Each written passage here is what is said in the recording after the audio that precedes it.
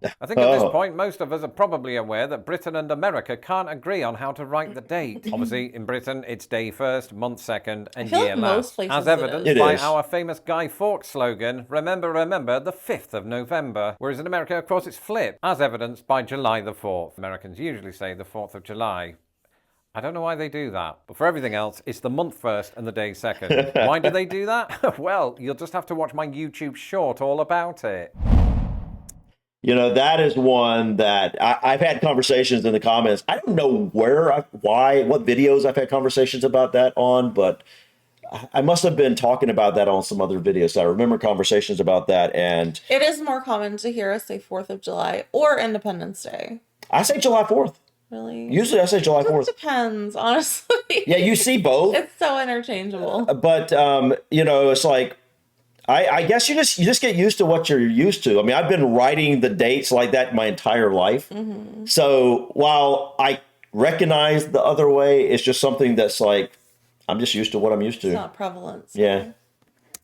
One of my longtime patrons, Jeff, asked me on this week's secret live stream. In the US, most people have memorized their phone numbers and social security numbers. What personal numbers are people expected to know in That's a Britain? good And phone idea. numbers used to be one of those until we didn't need to anymore. But our equivalent of America's social security number is our national insurance number, or as it's known intimately to me, NIN. Nobody calls it that really. So, what are the major numerical differences between an SSN and a NIN? Well, for once, it isn't the number of characters, because an SSN has 9 and a NIN has 9. Try saying that after 7 white Russians. But the difference here is similar to zip No, codes that's versus fine. postcodes. A NIN is comprised of 2 letters, followed by 6 numbers, and another letter for good measure. Oh, Okay, yeah, so- that'd be more confusing. Wait. Okay, so be hard. National Insurance Number Card.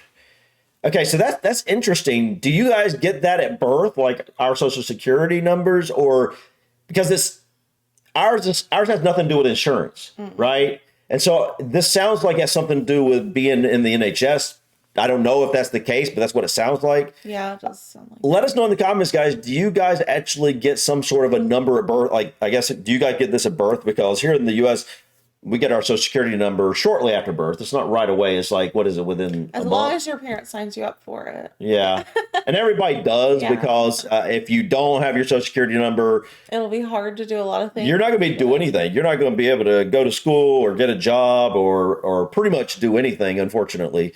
But I don't know. Also, it ties you to when you get old enough to collect Social Security. Yeah, but nowadays Medicare. that's probably not going to be a thing. Yeah, Longer. unfortunately, that's the top for a different video. But our Social Security, the way it's going, may not be there for us when we actually get of age to use it, unfortunately, because it has been robbed by all the politicians. But let us know if he doesn't cover the rest of this, guys. I'd love to know more about what this is, or maybe we should look into that sometime.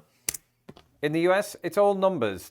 America doesn't like letters. The first set of 3 digits is the area number. The second set of 2 digits is the group number. And then the final set of 4 digits is the serial number. We all care about that, obviously. The point is, I have both a NIN and an SSN, so I'm special.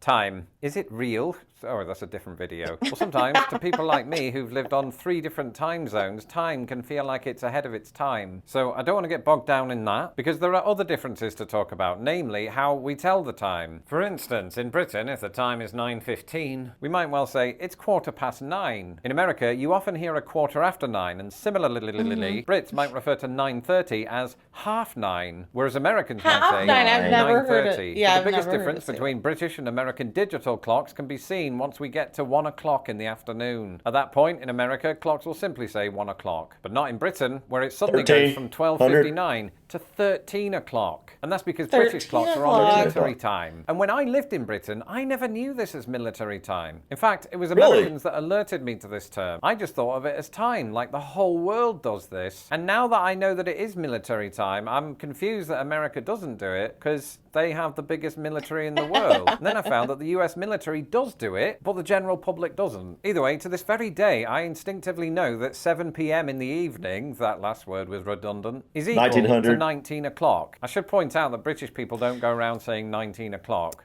See, that's another difference right there. What? Like military time, technically, at least here, you'd say 1900. Yeah, I would say instead of 1900. 19 o'clock. Yeah. He just said British people don't say 19 o'clock. He just said that as you press pause. Instinctively know that 7 p.m. in the evening, that last word was redundant, is equal to 19 o'clock. I should point out that British people don't go around saying 19 o'clock. Conversation, we would say 7, which makes it even weirder, I suppose. That So they do, well, at least he thinks of it as 19 o'clock. Right. But they'll still say 7. No, I know. They still don't say 1900. Right. That's what I'm saying. Okay, yeah, you're saying that even though it says it on the clock, Yeah. they actually go. Is that correct, guys? Would you in this situation, instead of saying 1900, 19 o'clock, you would say 7 p.m.? I would generally say, let's see, I don't think I ever use is a quarter till or quarter past. I'm always just like Sometimes I'll say quarter till. I think you do. For me, I'm always like, I say what it's 7:45, 7:15. But that's literally the only time I do that. Like, I don't say, oh, it's half past half past or half quarter past. What do you say? What do you guys say? Half 9? Oh, wait. Is that what they? I don't know. Really? Let us know in the comments, guys. This is a little bit confusing, but not the military time. I've known military time forever. I don't. How do you not? It's so I don't easy. know. It's so easy. It's just, never. you're counting just 24 hours in a day, and it's just, and obviously the morning hours are what they are, 8, 9, 10, 11. Then you reach 12, and then once you're in PM times, you're now counting up from 12. 1 o'clock is 13, 2 o'clock is 14, 3 o'clock is 1500 hours, so forth. I just have never had all the way up. way. Yeah, all the way up, and then you start over. But yeah, that's interesting. Our clocks don't do that.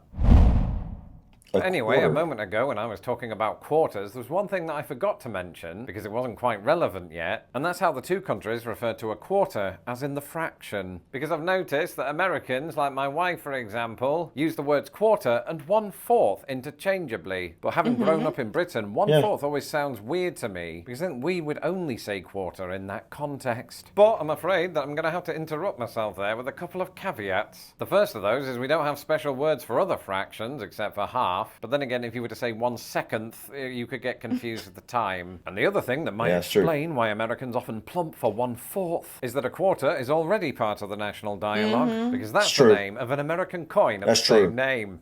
Did you edit this? That's true. And I want to finish this video by talking about 3 numbers in particular, the first of which is 0. Is 0 a number? I'm no mathematician. And 0 is an interesting one to me because both countries have synonyms of the word 0 that the other country doesn't have. In America, somebody might say, I got zilch, as in, I've got nothing. Whereas Britain's alternatives for this nice round number are often context dependent. Firstly, you've got nil, which you often find in sport, as in, Grimsby Town Football Club won the FA Cup final 6-0, wwhereas American commentators are more likely to say 6-0 or 6-zilch. And then there's the word naught, which from memory is what I called 0. 6-0? Yes. When do you hear that? I never hear 6-0. Yeah, like when you're talking about a team's like winning streak or like their record. I use O to describe that. Yeah, I do that, but I don't ever hear that generally speaking. Maybe I do and I don't even recognize it. I'm so used to hearing it. When I was a little kid. But it's also used in the title of a game that Americans call Tic-Tac-Toe, a game that we call Noughts and Crosses. And remember earlier when I said this? My area code was 01472. This use of O to denote 0 in phone numbers is not something you often hear in America, where the preferred option would be 01472. Yeah. I don't know. I do it. I don't know why. 2 actually, but 7 is one of them. Here in the United States, the number 7 is almost always written with 1 horizontal stroke and 1 diagonal stroke. But as many observant Americans have often pointed out to me, this is not always the case in Britain, where to that we like to have another horizontal stroke. I do that a lot too. That's and you might be thinking, why do you do that? And the answer is simple: to avoid confusion with the number 1. And to all of But here, the 1 is just a line, generally speaking. Except, that's interesting. I think I actually write the numbers like you guys do because my 1s, I usually do the like little whatever, and 7 I do cross like that as well. I don't think most Americans do though. I think I'm just because we're usually like I'm all about quickness. Like I think I got that from my dad. I think my dad used to do that, and I just picked that up from him. Of the Americans laughing at this idea, 7-Eleven agrees with me. I've just realised that's probably not an argument in my favour. And finally, How do you define 1 billion? Well, most people today who have a grasp of big numbers would tell you 1,000 million. But try telling that to British people from before the 70s. And that's because before 1974, British people, as well as a host of other countries, defined a billion as 1 million million, otherwise known as a long billion, or more commonly, a trillion. And you might be thinking, Wait, what what? did those Hold on. British people call Wait. 1,000 Hold million? on, what? The answer is simple, 1,000 million. However, all of this ceased to be the case when we followed the American example. Wait, what? A decision that was taken by is really 69th UK confusing. Prime Minister Harold Wilson, not to be confused with 67th UK Prime Minister Harold Wilson. That said, most European What? countries actually still operate under the long billion. All right, guys. So I am very confused about that last one. Yeah. Like, I have no idea what he It just sounded said. like he just said there were 3 different numbers that are the same thing. Like trillion, million, and billion were all the same. All right. It's painful, All right. especially when you're running on like Yeah, when 4 hours. you're run like we're both running short on sleep today. Usually during the week now we're running short on sleep, but but I am so confused with what he just said there. We're gonna check that out. But yeah. anyways, guys, I mean, I knew a number of these. Obviously, A number of these. puns. You're so full of puns. You said it. To be honest, seeing it all laid out like this, it's kind of shocking how many differences there are. I Yeah, didn't think there were that many. yeah, you're right. I mean, some of them are pretty obvious, but others, like, I didn't know that your clocks were set to military time. I didn't either. I mean, I just assume our clocks were exactly the same. I definitely have a few on here I want to go and do a little research on. Yeah, like the postal Codes. And that last one he said, I don't understand what was going on there. I still don't get it. Anyways, guys, thank you so much for stopping by. Please click that like button. Feel free to drop your comments or suggestions about this video or others. And don't forget to subscribe to continue to follow us on our journey to discover anything and everything about the UK and Ireland. Until next time, guys. Peace. Bye.